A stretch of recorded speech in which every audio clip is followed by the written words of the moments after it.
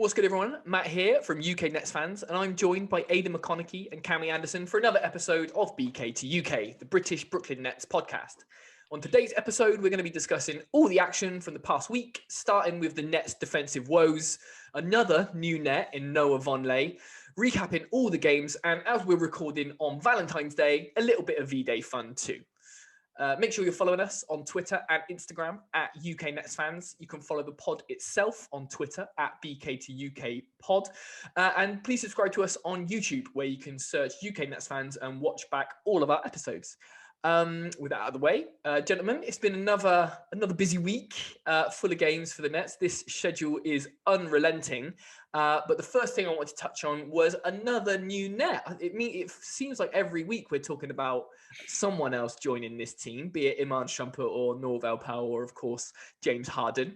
On Monday, Shams broke the news that free agent forward/center Noah Vonleh is expected to sign a deal with the Brooklyn Nets. Vonleh provides immediate rotational depth for the Nets. Be honest, gents, if are you like me and you didn't really know much about Noah Vonleh until he signed? No, I've been on the Noah Vonleh train for quite a while, boys. I mean, I think it goes back to when he was playing for the Knicks, and he seemed to destroy us on every occasion. I mean, he's a guy over 6'8", so it seems to be the case that any player over 6'8" tends to destroy the Nets. And I think actually his career high was against the Nets in January 2019, I think it was. So yeah, I think from that moment I thought, a big man that tall who can score and shoot the 3-pointer, quite an attractive piece. It'd be quite nice to be on the Nets. But I hadn't heard about it in a wee while, so I just assumed that he went off the radar. So I was quite surprised when the move actually came through. But I think it's another good move by Sean Marks. I mean, it's another low risk, kind of potentially high reward move. Obviously, he joins Shumpert and Pell in that. They've got to make a decision for the 24th of February if they want to keep them or not. So hopefully he can get some more minutes to decide if he's going to be part of the rotation, obviously, going forward. As I mentioned, he can shoot the three. He's more known for his offense than his defense, and he's quite an athletic player. So obviously competing for minutes with Norval Pell, it's quite interesting because he's probably more of a defensive-minded type of guy. So it gives Nash some options, obviously, potentially either depending on the matchup on the night. But saying that, I think I have seen kind of Vonleh have a few decent defensive games. If I remember rightly, he's kind of more of a guy that gets out to the 3-point line and can defend out there instead of being like a traditional big rim protector type of thing. So yeah, it's good to kind of get a bit of variety there. And I think one thing that's underrated about this move, obviously, was the fact that Vonleh's already had COVID-19. So he didn't have to go through that testing protocol like other players have, which still confuses me because obviously KD's had to sit out for a week and things. But I'm not going to get back onto that because we spoke about it loads last week. But really quite a clever move in the fact that he could join up with the team immediately. And yeah, I hope he does see a few more minutes because I think he could be a decent piece, but we'll just need to wait and see if he can kind of provide an impact within the next 10 days or so. Yeah, I mean, I think Aidan described it quite well. I think he's one of those kind of project players that we've seen kind of come in, someone who's kind of shown maybe wee glimpses of potential, but maybe not quite lived up to it. And as Aidan says, he's kind of been out the game for a few months or whatever.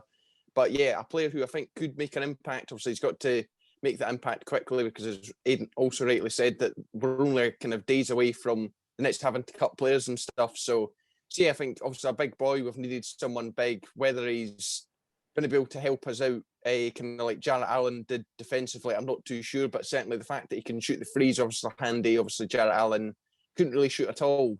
So obviously it's a different option to Norval Pell. And yeah, I think if the career numbers maybe don't amaze you, they're not fantastic by any means, but yeah, you've just kind of got to give him a chance, and just, yeah, anything that he does is really a bonus because he's come in, he's probably not going to be anywhere near the top of the rotation. He'll be fighting out kind of maybe for 7th, 8th, for 9th. So yeah, he's not going to maybe play a lot, but you've just got to hope that he can maybe do something when he is on the court. But yeah, 22 points, that career high, as Aidan said.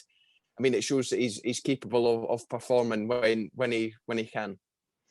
Yeah, I think it's going to be a bit of a slobber knocker between him and Norval Pell because I think they're here to try and fill the same gaps and do the same jobs. So, But yeah, as you say, like he's not really a rim protector. He's more of like a sort of halfway between a 4 and a 5, where he's kind of that more. He's sort of interior defense that isn't really rim protection, if you know what I mean, getting out and hopefully getting into the wings, which is something we want. He's almost somewhere between Iman Shumpert and Norvel Pell, from what I can gather. But Cammy, you're right. His career averages don't exactly jump off the page. 4.9 points, half a steal, half a block, 5.2 rebounds in about 16 minutes a game. Obviously, it's hard to sort of come by stats when you're in and out of teams and stuff. But yeah, you know, he's a 25-year-old guy who's 6'10". Like you said, I think he's 30% from 3, which isn't bad. Obviously, we don't really need any more 3-point shooting, but being able to kind of spread the floor so Kyrie and James Harden and the like have got even more room to kind of penetrate on the inside can't be bad. And he just needs to save his energy on the defensive end. But yeah, so it seems really good, but one of those, time will tell. It's hard to get excited about these kind of people that are making up the bottom of the rotation, but you know, once things are a bit more settled down and a bit more shored up, I'm sure we'll be able to get a bit more onto the Vonleh train, as Aidan has been all along, of course. Talking of players and making the rotation and stuff, the one and only Nicolas Claxton made the progress of his rehabilitation known in this week when he spoke to the media. He spoke to the media this week saying that, you know, he's the best version of himself. And he said, whenever the time comes that I'm going to be back, you'll be ready. So this obviously caused a lot of excitement over Nets Twitter and stuff like that. But I've got a confession to make. I'm not as massively high on Nick Claxton as everyone else seems to be. And I just want to know, am I crazy? But everyone kind of is saying that Claxton's almost the second coming of KD. What do you guys think of Claxton? I mean, I think I'm in the same boat as you. I think perhaps because he's been out and obviously with some of the performances like DeAndre Jordan's dished up this season, I think he's maybe kind of benefited from that, and people are maybe rating him a bit higher based on the kind of few games he has had for the team, and maybe thinking he's going to come in and do a lot better. Obviously, we know he's a player with potential, but I don't think I can really say much about him. Obviously, he's played in the G League, and I mean, obviously he's not quite able to return yet, but I would quite like to have seen him go to the G League bubble and then obviously get minutes in there. I don't know whether that's possible given his contract or whatever, but I mean, I think that would be really handy. Obviously, in football here in the UK, we have loan deals and stuff. Like, just something like that could really kind of help him find his feet, because I don't think playing kind of bottom of the rotation at the moment is going to help him out. Obviously, we need to see him progress, and whether there's been some kind of trade talks out there. I've kind of seen his name mentioned. We might not even see him in a Nets uniform. So yeah, I mean, obviously it's good to see that he's got confidence in his own abilities. You always want to see that in the players, but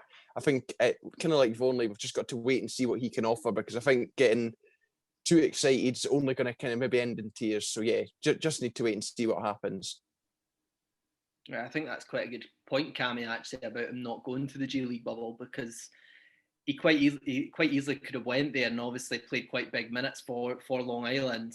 But I think it actually says a lot about what the team think of him that he hasn't actually went out there, and he's went on this West Coast trip where they said that he potentially could join that second unit at some point. In terms of, I don't think you're crazy, Matt. I'm probably not as excited as a lot of Nets fans on Twitter as well, but I can kind of get behind their reasons for being excited. I mean, there's a lot to like about Nick Claxton's game. I mean, he's shown hints of good ability in almost like all aspects of a big man's game. I mean, he's good defensively, he's a decent shot blocker, rim protection, rebound, and he seems to kind of fit that modern centre role quite nicely, and he's probably going to have a good future in the NBA. I mean, the only thing that really concerns me about Claxton at the moment is the fact that he has had this injury, obviously quite young in his career. And we all know that knee injuries can be an absolute nightmare to have at any stage in your NBA career. You think of guys like Derrick Rose, knee injuries kind of ruined his career completely, and he was an MVP at one point. And they can be difficult, and we know that they can be reoccurring as well.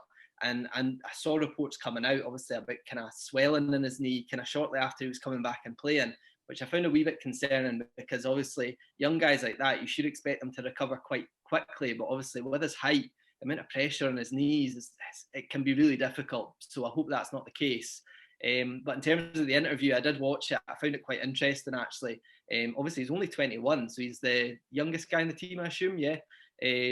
But, I mean, the key kind of message behind his answers was patience. And I found that quite surprising because, obviously, as such a young guy, in your second year in the NBA, you just expect that you'd be raring to go, kind of desperate to get back, trying everything to kind of recover so you can get back. But he just seemed to be like, no, I know that I need to take a bit of time with this injury and get better so I can get back on. And obviously, we're playing with guys like kind of KD, Kyrie. It must be so exciting. It must be so difficult sitting back and watching these guys play. Yeah, you must be raring to get on the court with these guys. In terms of obviously him being touted as the next KD, I've seen loads of that. I'd probably take that with a pinch of salt, but I do kind of see a lot of comparisons to Chris Bosh in his early years, and I'd say they're pretty accurate. He plays a kind of similar style, that skinny frame. And if he gets to that level, I mean, we're absolutely laughing because for a second round pick, if you can get a player to the level of Chris Bosh, then fantastic. Yeah, it's not a bad place to be. I think he was saying that he was just kind of getting into doing some 3-on-3 against the coaches. So I don't know how that doesn't scream to me that he's, a couple of weeks away. That sort of feels like he's maybe closer to 4 or 5 weeks away. But we'll see. But I think the blessing, if there is a positive to be taken out of KD missing so much time through injury, it's that's the perfect example to show young players where it's just like, look, if you take your time, KD could have come back at the end of last season. He could have come back for the playoffs, but he didn't. And now look at him. He's playing absolutely off the chain. He's rightly in MVP conversations. And it's because I think he had that extra rest and he can come back and fully heal and not chase it. But yeah, if I was Claxton, I'd absolutely be chomping at the bit to try and play with KD, like you say. But again, one of those we'll have to wait and see. It would have been interesting to see him in the G League, I think, and just dominate. I know he, as you guys rightly said, he played a few games in there last season. Like you, I'm not sure what the assignments are like because obviously the G League are playing in the bubble. I'm not sure what the rules are regarding sending players down on assignment now. But it might be due to the fact that, which takes us on quite nicely to our next topic. The G League season has started, as you say, but it's only a month long. So maybe sending him down to join these players when he's not ready, it almost just kind of wastes a roster spot for them. But talking to the G League more generally, I think at the time of recording, the Long Island Nets are 1-1. They had a win against the Iowa Wolves on the opening day, and then took an L against the Lakeland Magic. Do you guys care about the G League? Like, is it something you follow? Like, is it something that your average Nets fans should be bothered about? I mean, I'm not going to lie. I'm not going to stay up and watch Long Island because, I mean, my body clock takes a big enough hit just watching the Nets. But no disrespect for the team, but I just think it's slightly hard to get excited about the G League at the moment when the Nets are in that win now mode. I remember when the Nets were in the middle of their rebuild and they had kind of Rhodey and Musa and Theo Pinson playing quite big minutes in Long Island. It was exciting to watch that team because you know that these guys could jump up to the big team at any minute. So I did have kind of more of an interest at those times. But yeah, I mean, it'll be nice to see guys like Reggie Perry and Chris Choza get minutes. And they're good players, and this could be the time for them to kind of really show that they deserve a spot in the kind of Nets rotation. So that I'm interested to see that. I do like the format of the G League this season. I think it's quite exciting. I kind of get that March Madness vibes where it's just really intense and really full on. So it'll be interesting to see how that works. In terms of obviously it being at Disney again, it'd be interesting to see. Do you remember we got all that information out about the hotels the players were staying in, the food they were eating? It'd be interesting to see if they're kind of in the budget hotels, the type of food they'll be eating, see if it's kind of any similar at all. So looking forward to seeing that all come out. But yeah, hopefully the guys can get good minutes, and yeah, hopefully Long Island can do well. I mean, I can't say I'm overly fussed for the Long Island Nets. Again, like Aidan, no disrespect to the team, but yeah, the Nets alone is enough pain at times without needing to watch other teams. But yeah, I think I will probably keep an eye on things, mainly for Reggie Perry, obviously a draft pick this year, and just kind of see how he does. Kind of similar to Claxton, I think obviously Claxton's not going, but as I said, I think it's a good opportunity to go and just showcase himself, get regular minutes, and kind of, as Aidan says, prove himself for a roster spot. And the same obviously goes for your favourite Matt Christioza. And yeah, it does. It's complete March Madness vibes. I didn't kind of see it like that at first, but the way Aidan's put it, I'm not the biggest college basketball follower, but certainly when March Madness comes around, you can't help but be glued to the telly because that's what it is, madness. And yeah, I think it will certainly be interesting, and I'll keep an eye out, but I'll not be religiously following the Long Island Nets on their journey in the Gubble, as it's been called. Yeah, I think I sit a little bit with you guys. I think I've taken a little bit more of an interest in it, just as you say, but just because of how unique it's been this season coming. But what I thought was interesting, I was speaking to Matt from LA Lakers UK, which has also got NBA call-ups, which is just like a complete one-stop shop for everything G League, and is amazing. And if you're listening to this, you should check it out. Just saying, like, how different teams kind of use their G League affiliate, and I think the Nets are a really nice sort of. Because it's almost like, do you want to win the G League, or does it not really matter? You're just there to kind of keep churning out talent and stuff for your team. And Matt was saying that the Nets are definitely the latter, where they're just trying. There's a really nice kind of symmetry between the Long Island Nets playing the same way that Brooklyn do, because if you can start fostering some talent in some places that the Nets need, then you can kind of quickly get people up to speed. But it seems like we've got some really nice, like, big bodies in there in this roster. I actually wrote an article which is on uknetsfans.com all about the roster now. So do check that out if you are first. But yeah, I'll definitely be keeping a little bit of an eye, just see how Reggie Perry's doing. Again, like you say, like any prospect that we've got, be it Nicolas Claxton or be it Reggie Perry, just simply aren't going to get the minutes on this roster because of our championship aspirations. So it would be good to have like loan deals, like you say, Cammy, because there's no lower leagues in the NBA, and I guess it makes it a little tougher. But yeah, so we shall see. I think it's like everyone plays each team once, and it's like a single elimination playoffs until the finals. So yeah, it's definitely at rapid pace. And should be a lot of fun to follow. But that's all this week's news, unless you guys saw anything this week that you wanted to chat about before we dive into the games. Beautiful. Then let's dive in. We start, unfortunately, back on Tuesday was a tough game, a tough pill to take in Detroit, with the Nets suffering a bit of an embarrassment of a loss, losing 122 to 111 to Detroit. I've got down 3 words. I've got disorganized, disinterested, and disappointing. What did you guys make of the horror show in Detroit? I mean, this was absolutely typical that we'd lose to the worst team in the league, and I don't think it was all that surprising when it actually happened either. I think the 3 words you used to describe the game there are spot on, and I think perfectly applied to DeAndre Jordan, who there was a clip, obviously, if you watched the game, you'd have seen it, but the clip that just kept going round and round on Twitter, where I think the best way to describe it is when you're playing a game on the PlayStation or the Xbox and your controller dies and your player just stops dead, because that is exactly what he done, and yeah, it was embarrassing.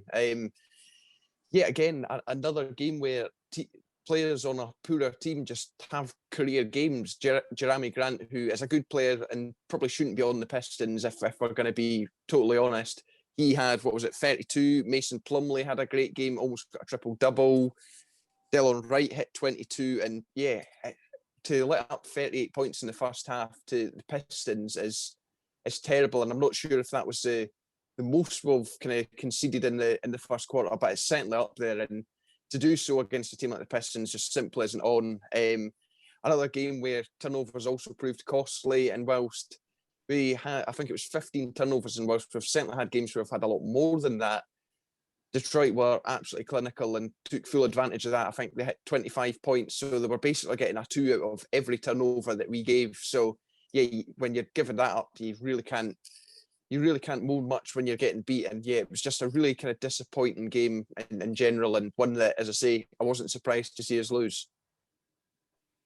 I mean, I thought our defense was bad when we actually had KD in the starting lineup, but when we don't have a minute, it's absolutely awful at times, and it certainly was in this game anyway. I mean, it was embarrassing at some points in the game. Obviously, Cammy mentioned that clip of DeAndre Jordan. I'm going to try not go in on anyone in particular because I don't think anyone gets a whole pass on their defense in this game because I thought it was really, really poor. I mean, it's hard to kind of find any positives in this one. I mean, at times offensively we were all right, but yeah, as you said, obviously Detroit were the last team in the NBA at that time, and you should be scoring against these teams, but they shouldn't be scoring that much against you. I mean, you kind of summed up with Mason Plumlee. I mean, any night where Mason Plumlee nearly gets a triple-double is a bad one. I mean, how is he getting that? And it just really does expose our main weakness again, which is obviously our big men. We don't have enough of them. We don't have enough of them that can make a big impact. And yet another, as you mentioned about Jeremy Grant as well, he got quite a nice stat line too with those plus 30 points. I mean, Kyrie was obviously talking about it after the game, and I take my hat off to him because he actually kind of put a lot of it on himself. He's saying, defensively, I was awful. But, I mean, Kyrie certainly wasn't just the main issue in this game. He wasn't good defensively, but I actually think he's been one of our better defenders this year. So I don't think he should be putting it on him. Yeah, and I think the best way to look at our defense in that game is actually if you go and watch Matt Brooks's video on how he summed up the defense in that game, and he really kind of talked through about the weak points and who the kind of main suspects were in defence. And it's a really good watch if you want to see how poor the effort was in this one from the Nets. And I mean, it's one of those things. I mean, I've been trying recently to look at more positives with the Nets because obviously this is the best time to be a Nets fan. There's never going to be a better Nets team than this team, I believe. And but it's really difficult when you see them putting in performances like that. Yeah, it's tough. It's rare you're going to get at least three Hall of Famers on the team at the same time, which I honestly believe our scary hours 3 are. But I'm obviously you guys are bigger men than me because I went in on this. I think it's for a couple of games now. People have been saying that the Nets defense has been terrible, which it has. And DeAndre in particular, I know he wasn't the only suspect for this particular game, but I took this game and I sort of really I decided to really, really dial it, like really just concentrate on him and what he was doing on defense. And I think I just stopped making notes after a while because it's almost like, I think I did it last time when we still had Musa, and it was just like, okay, everyone kind of bangs on Musa, but why is he bad? And this is why I've done it. But he was just kind of plods into, when he's sort of coming back on defense, he just kind of plods into restricted area and just kind of camps up. He doesn't box out or contest much. He'll just stop and watch players drive to the rim. His hands aren't active. They're just down by his side. He's slow in transition. And you guys have touched on it, but he got way too easily breezed by Mason Plumlee on the wing, who just kind of took 2 steps, and he just looked like Kareem Abdul-Jabbar in comparison, which, like you guys say, for Mason Plumlee, former Net, it was just crazy. He wasn't aware of people cutting, so people were just going backdoor the whole time. His awareness was shot. And I said to you guys, we should call him Andre Jordan off the back of that performance because there was no D whatsoever. So it was absolutely pathetic. But in the same time, we say this all the time, it feels like, with the kind of how up and down the Nets performances have been of late. We are as quick to say positive things as we are about to point out negative things. And DeAndre was a man possessed in the next game. And I think that was possibly due, and you could see it on the broadcast, with James Harden really getting up and really holding DeAndre accountable. And you could see him having some quite animated conversations, and Steve Nash as well. And I know Steve Nash kind of touched on it in the media afterwards and was just kind of like, look, we kind of had a go at each other and this is it. But complete hats off to DeAndre Jordan, who it would be easy for an NBA veteran to kind of really kind of put your bottom lip out and get really annoyed about that kind of stuff. But, the following game against the Pacers, he was absolutely incredible. So on the Pacers, it was a 104-94 win. And the 3 words I've got for that are reinvigorated, re-energized, and rejuvenated. What did you guys think about the Pacers game? Yeah, I think you've summed it up perfectly there, Matt. I think credit where credit's due. What a turnaround from the previous night. And yeah, I think those moments between Steve Nash, Harden, DeAndre Jordan, I really do like to see that, because I think it's so important for the team to actually realise what they're doing wrong. Because obviously they're such a good team. It's so easy just to kind of think that, oh yeah, it's going to come eventually. But there is so much hard work that needs to go in to be defensively good. And you could see that they put in that extra graft. I've seen that Jeff Green was very vocal after this, the Pistons game the night before, and I actually wrote down, is this the Jared Dudley moment of this season, when he commanded that players only meeting when the Nets went on that huge streak after that on the West Coast trip? And I really hope it is, because it's great to have that players have got kind of respect for our vets, and if they're kind of putting the points out of what's going wrong, players respect that, and hopefully this is where the Nets defense does turn around. I mean, yeah, the Nets held the Pacers to 30 points in the first half. Absolutely outstanding. Pacers were not shooting well all night, but 30 points, regardless, is fantastic. And yeah, DeAndre Jordan in particular was very, very good. I was really worried about that matchup with Sabonis, but he kept him quiet in the first half, and I was kept an eye on it quite closely to see what Sabonis would do, because you could see he kind of drove at DeAndre quite a lot in the first half, backed up on him, but no, he held his ground. And yeah, fantastic performance. Kyrie Irving, wow. I mean, probably one of my favourite games of his in the Nets jersey. I put a tweet out afterwards because I just thought, what a game. He just seemed to make everyone around him better. And I thought that was absolutely fantastic to see. He was scoring well. He was facilitating just sublimely. Yeah, definitely my favourite game of his in the Nets jersey. And yeah, 17 of 17 from the free-throw line. That's incredible. And I think Harden was 10 of 10. So 27 from 27 from the free-throw line from our backcourt. It's definitely hard to lose games when you're getting those numbers from the line. And then, yeah, another point was Miles Turner. He only got 3 points and 3 rebounds in very decent minutes. I think it was about 25 minutes. When have you ever seen that against the Nets? So yeah, great win all around. And I mean, Pacers are a good team, and we made them look poor. And hopefully we meet them down the line in the playoffs, because I fancy us to sweep them in that matchup.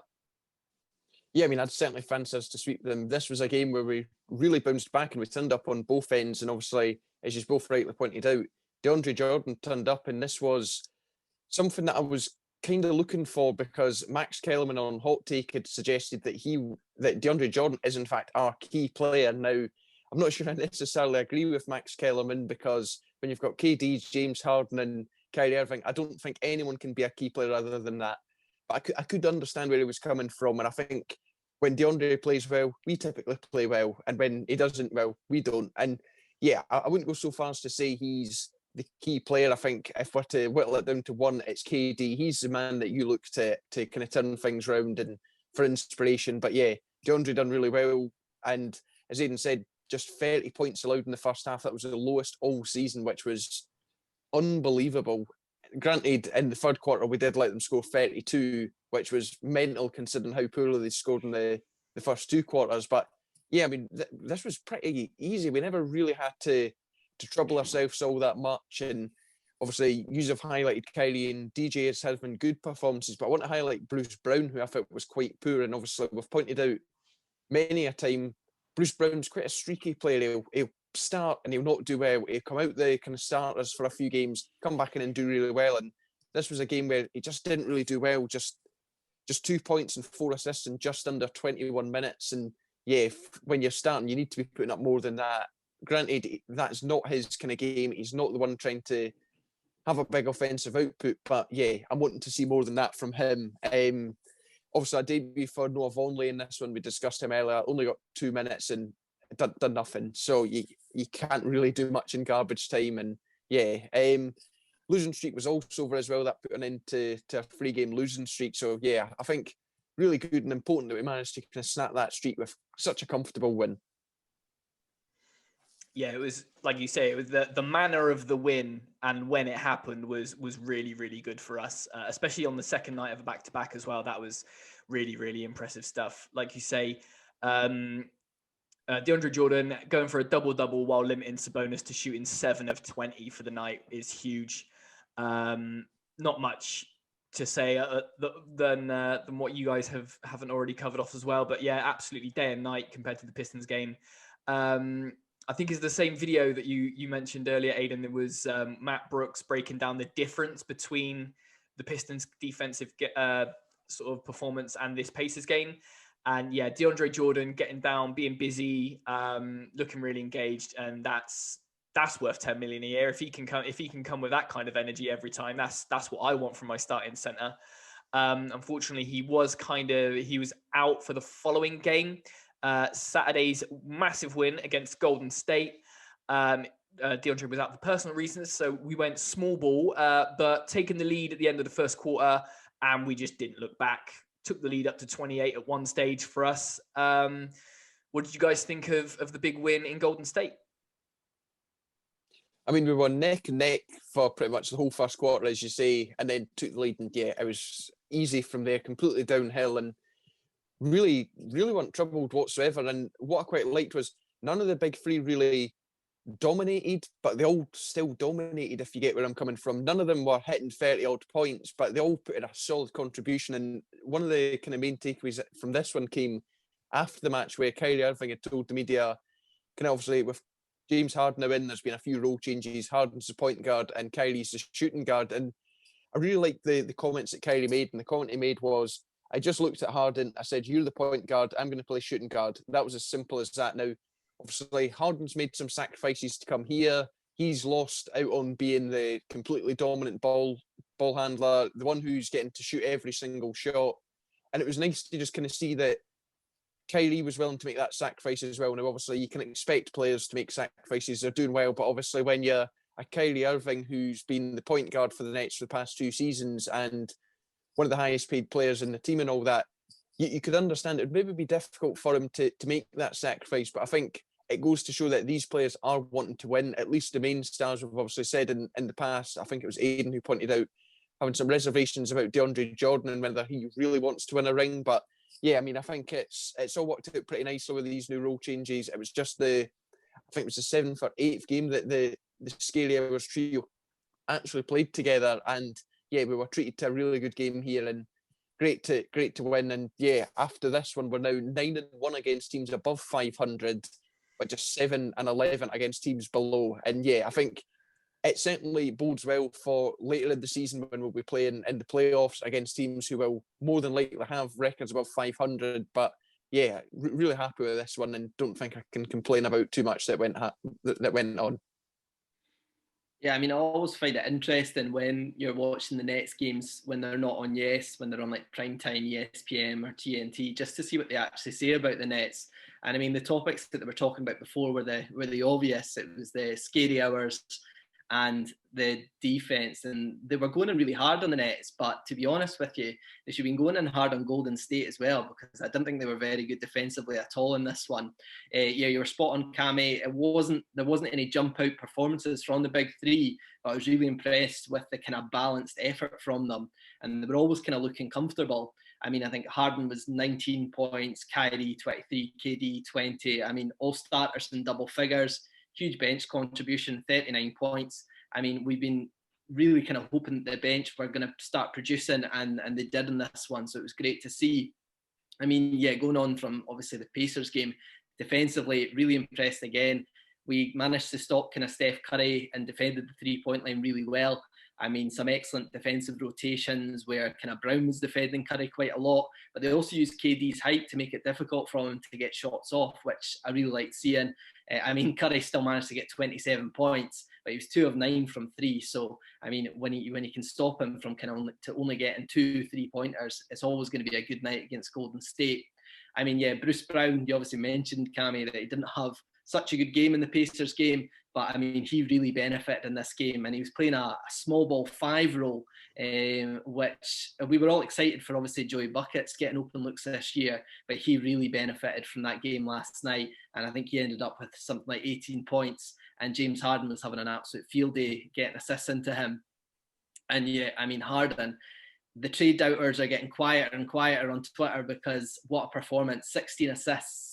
Probably 5 or 6 assists in that game, which are definitely going to be the season highlights at the end, because it was just such a perfect performance and just on-point passing.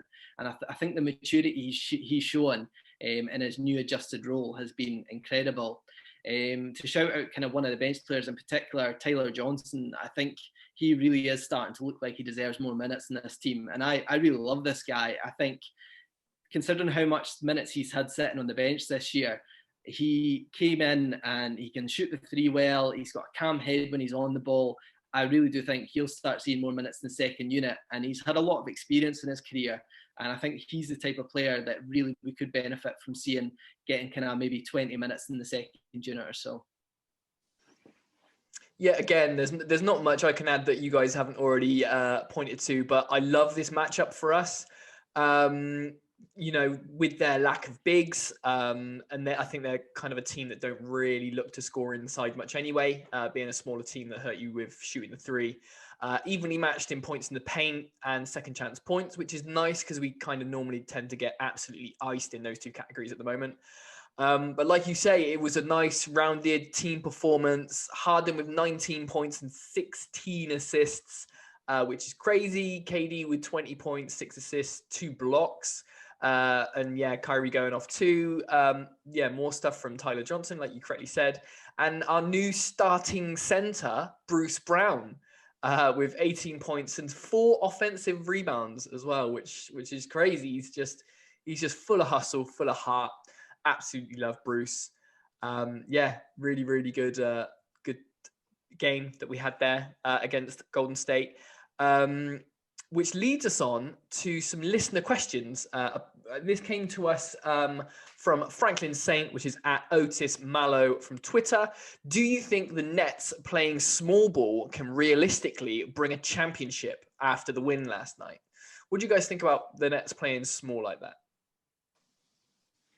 I mean, we've got Mike D'Antoni as an assistant coach, so it could very well happen. But I mean, I think the Nets will probably go for a down, kind of put it down to the matchup on the night, I believe.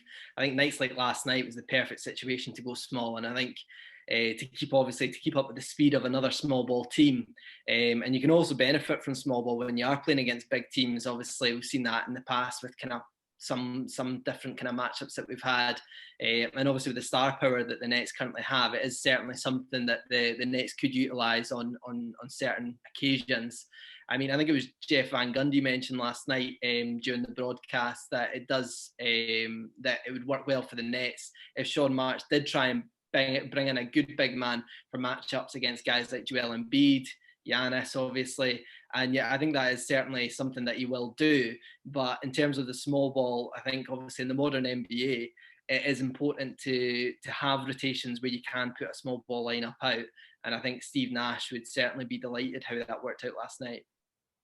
I mean, I don't think I could say that we'd win the title exclusively playing small ball. I don't think any team really could. You kind of always do need a big man, like Aidan says, for those matchups. And I mean, it's great. We've certainly got a good small ball lineup as evidenced by this match. And yeah, I don't think we'd win exclusively using this. But yeah, with D'Antoni, as Aidan says, anything's possible. We've got a really good team. And we say small ball, but we're forgetting that KD is basically 7 foot anyway. So it's not really small ball, even if we've got Bruce Brown, who's 6'5", 6'6", playing centre. But yeah, I mean, I think against some teams, if we played small ball, we could be absolutely murdered. But yeah, a good kind of first real look at small ball for us this year, which I think is, and also I think our best lineup for such a situation. Yeah, I'm the same as you guys. It completely depends on the matchup. Obviously the people we're most likely to face in the finals if we get there are the Lakers, which has got AD inside, which is a horrible matchup for anyone. But something I noticed out of the Golden State game was, Steph had hardly any I think he only had a couple of threes, and you'll force, if you can force Steph inside, you'll 2 points is less than 3, so you're going to have that all day, every day. The where it kind of falls down is if you're playing small ball, but the other team has bigs that can shoot the 3 as well. So like you've got in the Lakers where, if for some reason they're not clanging and banging down low, they can step out and sort of almost beat you your own game anyway, because they got the height to shoot over you. But it's a wicked question. But yeah, it just depends on the matchup. Even like the Golden State teams of old that, almost revolutionized and really brought small ball into the four had their bigs, you know, your Andrew Bogut's and the like that did do the heavy lifting, and then, you know, when it comes to crunch time, you got the flamethrowers on the wings from deep, kind of taking you over the line. But yes, it's a cool question. But yeah, I think I agree with you, lads.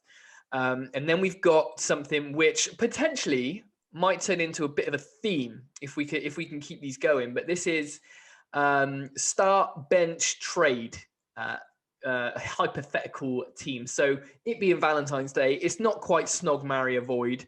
But if you had to start one player, bench one player, and trade another player, who would you give to what assignment and why? So this week, this the inaugural week, and this is thanks to Tyler from our Discord, who's really, really cool, really, really knows his stuff.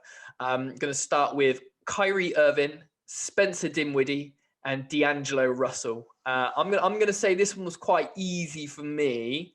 I'd say I'd start Kyrie Irving, I'd bench Spencer Dinwiddie, and I would launch D'Angelo Russell into the sun. As much as I love him, obviously, what the kind of, he was the right player for the right time that we needed when he was with us. But when it's comparison to the other two guys, I don't think it's even close. The only kind of argument I would make is that if Spencer is still injured in this hypothetical situation, then you would take D'Lo. But what do you guys think? I'm hurt that you've said that, Matt. Very, very hurt. For me, starting D'Lo, and obviously I'm going to admit Kyrie is a better player, but D'Lo's kind of getting it on sentimental reasons, and that's purely because he was the man that got me into sporting the Nets. So I'm always going to have that kind of love for him. Obviously got the jersey on today, so yeah, it's got to be him to start. Then Kyrie on the bench. I mean, that's not bad, let's be honest. And then obviously trade Spence. I think given some of the trade talk lately, that I think there has been the kind of resurfacing of rumours for John Collins, and I think Spencer Dinwiddie was previously spoken about in said talks. So I think if you could trade Dinwiddie and get John Collins in, yeah, I think that makes it obvious. And I think I'd also say if we can get D'Lo from the All-Star season starting, yeah, that's fantastic. Maybe not the D'Lo this season, who's maybe not lived up to that season since. I think I'll go for the same as you, Matt. I think it's difficult. Yeah, same as Cammy. I absolutely love D'Lo, but I think he should probably be starting on a team. And I think he definitely couldn't start ahead of Kyrie Irving, who I think, obviously, the conversation happened between Kyrie and Harden as to who's the point guard. Going back to kind of their traditional positions, I think Kyrie's probably the second best point guard in the league. So he certainly has to start in my books.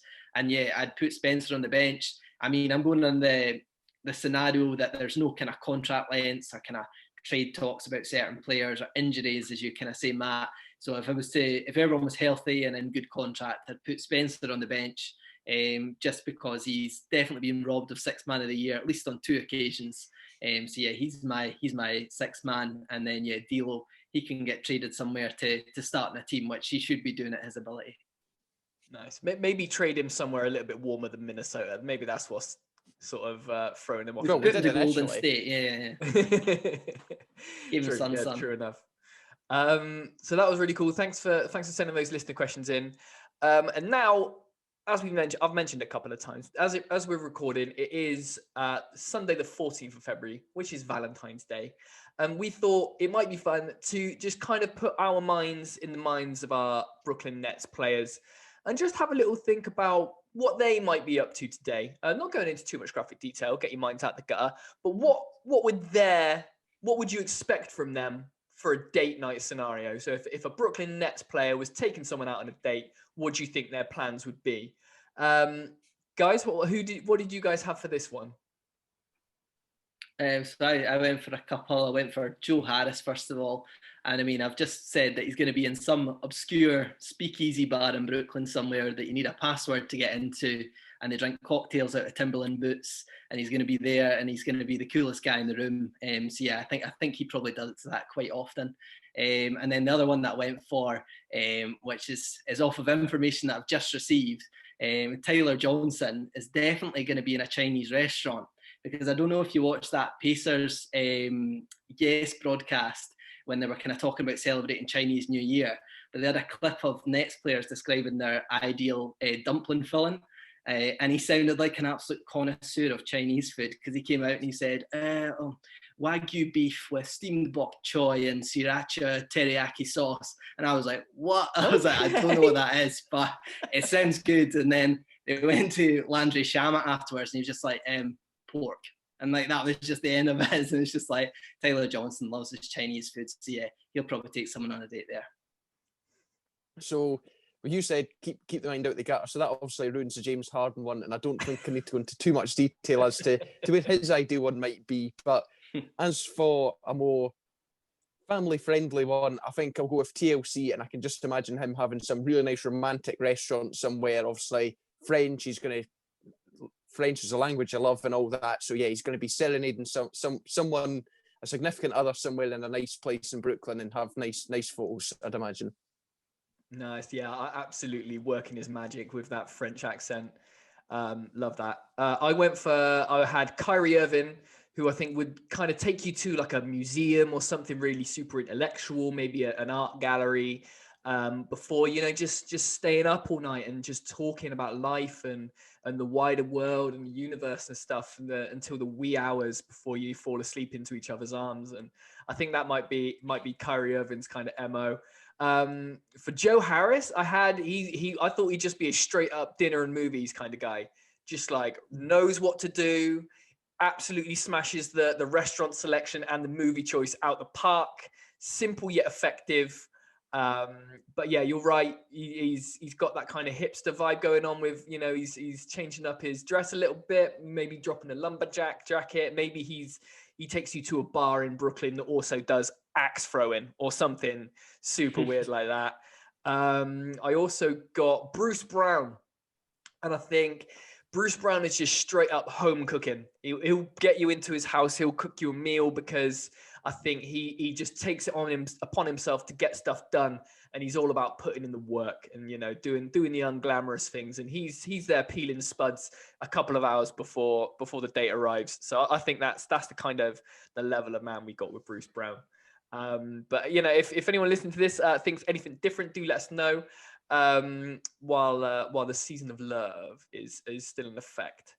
But that's about it for this week and the fun we've got. All that's left is to look ahead. Next week it's this West Coast road trip continues.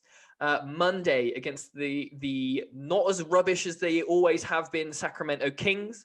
Then we've got Tuesday at Phoenix, before a day's rest before we hop on to the Lakers on Thursday, and then Sunday against the Clippers.